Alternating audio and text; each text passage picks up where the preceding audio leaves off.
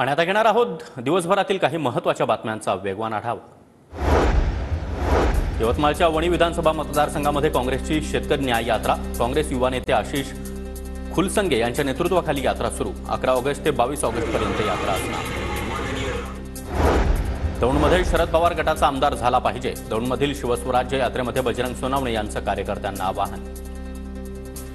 त्यांना दुसरी सत्ता आणि पैशाचा एवढी मस्ती आहे, यांची मस्ती जिरवण्यासाठी आम्ही सर्वांनी काम करायचंय। येणाऱ्या काळामध्ये पुणे जिल्ह्यामधील आपले जेवढे उमेदवार द्याल तेवढे निवडून तुम्ही आणाल अशी अपेक्षा व्यक्त करतो आणि या दोन विधानसभा मतदारसंघाचा आमदार पुढचा येणारा आपला असावा अशी अपेक्षा व्यक्त करतो।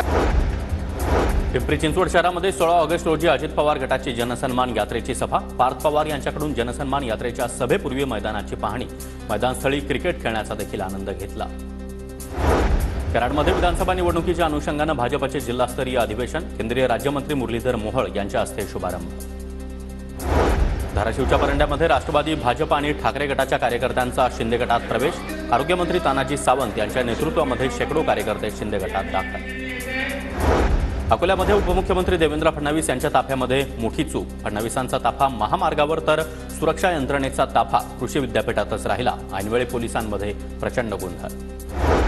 3 वर्षांपूर्वी आदित्य ठाकरे आणि उद्धव ठाकरेंना तुरुंगात टाकण्यासाठी कारस्थान रचलं आणि मी सत्य जनतेसमोर आणलं तर माझ्यावर आरोप करण्यासाठी परमवीर सिंग आणि सचिन वाझेला पुढे केलं।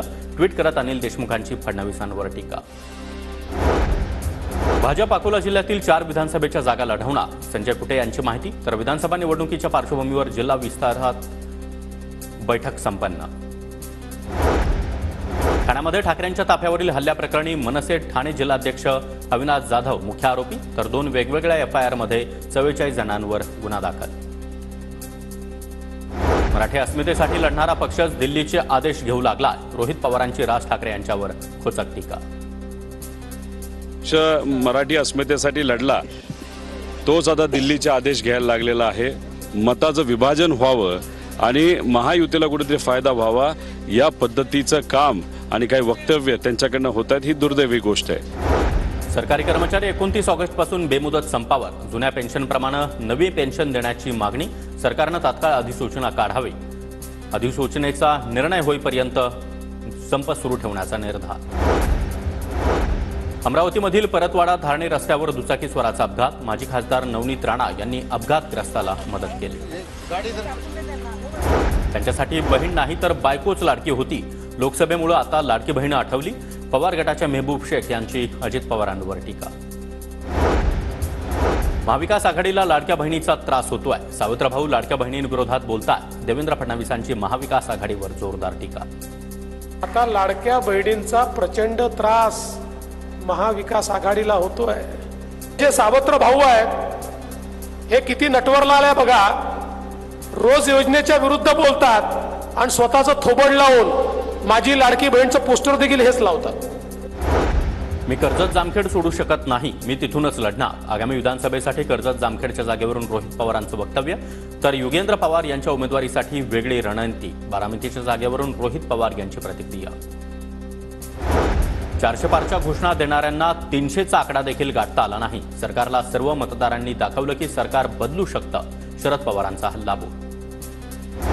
बार्शीमध्ये शरद पवारांचा शेतकरी संवाद मेळावा। शेतकरी संवाद मेळाव्याला भगीरथ भालके यांची उपस्थिती। बीआरएसचे नेते भगीरथ भालके पवार गटात प्रवेश करणार असल्याची चर्चा।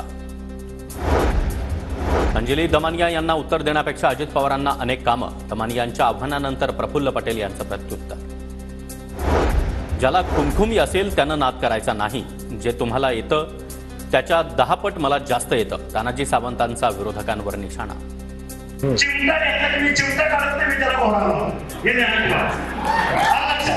जे तुमच्याकडे आहे ते माझ्याकडे आहे, जे तुम्हाला येतं त्याच्या 10 पट मला येतं हे अख्ख्या महाराष्ट्राला माहिती आहे। त्याच्यामुळं ज्याला कोणाला खुमखुमी असेल त्यानं कधीही नाद करायचा नाही। महाविकास आघाडीचा मुख्यमंत्री होणारच नाही, येत्या काळात देखील एकनाथ शिंदेच मुख्यमंत्री होतील ही अपेक्षा। विधान परिषदेच्या उपसभापती नीलम गोऱ्हे यांचं वक्तव्य।